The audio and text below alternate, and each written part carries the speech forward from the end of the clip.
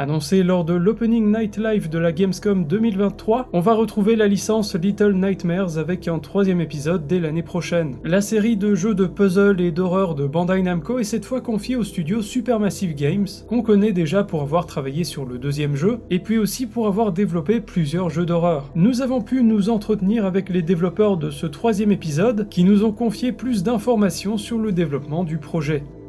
So, Little Nightmares 3 is a brand new story in the universe of Little Nightmares. It tells the story of Flo and Alone. There are 2 new characters, they are both playable, and so they are looking for a way to go out of the nowhere, which is the nightmarish place of Little Nightmares. And so they are trapped in a place that we call the Spiral. It's a cluster of dystopian lands, and they will have to survive and to help each other in that world full of delusions.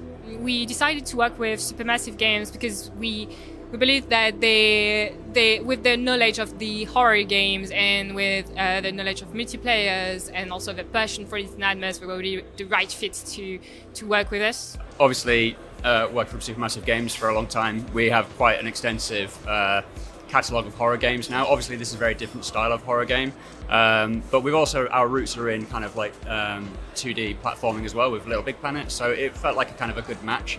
Of course, we have a lot of respect for the work that Tarsier have done in the past, and we take great inspiration from that. But yeah, obviously we're trying to keep faithful to the franchise and you know, keep to the DNA of Little Nightmares 1 and 2, so you will see a lot more of what you've seen previously. Yeah, for sure. Well, obviously we take great inspiration from the work that's preceded us, so Little Nightmares 1 and 2 is obviously our greatest influence there. The team at the Supermassive have obviously, again, a wealth of experience in horror, so we take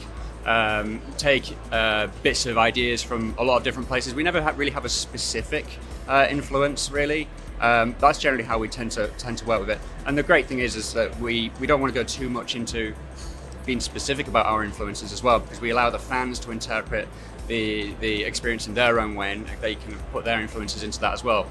Because the great thing about Little Nightmares is all about childhood nightmares and horror, which is kind of a universal sort of thing anyway. So yeah, we allow players to do that. Yeah, so indeed, a lot of things go through the environment because obviously we don't have text, we don't have voices, and that's really important that the whole world is built up and yeah, built for the construction of the story, I would say. So yeah, I mean, obviously Little Nightmares is all about kind of the implicit storytelling, I think. It's not really kind of what's the word for it? It's not really explicit in the sense that you've been driven by the narrative. You kind of really can put your own narrative into that as well. Obviously, we do have an idea of what the story is ourselves, but we try not to force that onto the players because we like them to kind of interpret it in the way that they feel works for them. But I think in terms of like the horror and all that sort of stuff, yeah, we kind of, the horror is very subjective, right?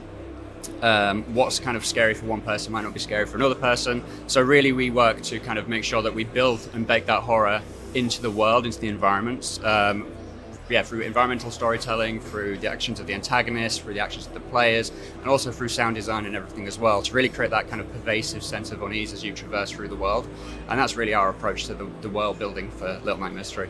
The biggest thing for us actually, with our multiplayer experience as well, so we're bringing online co-op for the first time to the franchise, and that allows 2 friends to play together and kind of go through the world and kind of explore their nightmares as well. So I think that's probably the biggest thing for us. Because Little Nightmares is such an immersive experience, it's all about the atmosphere, we didn't really want to compromise that by having couch co-op, because couch co-op really kind of, it drives a different sort of experience, I think. It's like generally people tend to have much more fun and kind of be playing around, but we really want to keep players more immersed inside the horror.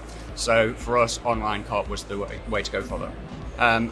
Obviously, aside from that, we bring our wealth of experience in horror as well. And then there's other things like the tools for Lo and Alone, the main characters for the game and stuff as well. So yeah, I feel like we're bringing a bunch of new things. So we have the bow and arrow and the wrench, so the items of Lo and Alone. They are really important, and yeah, we really think about them as an item. So it's important for us that they don't feel too powerful. Like the players should not feel too powerful because we are still little child in a world that is really not made for you.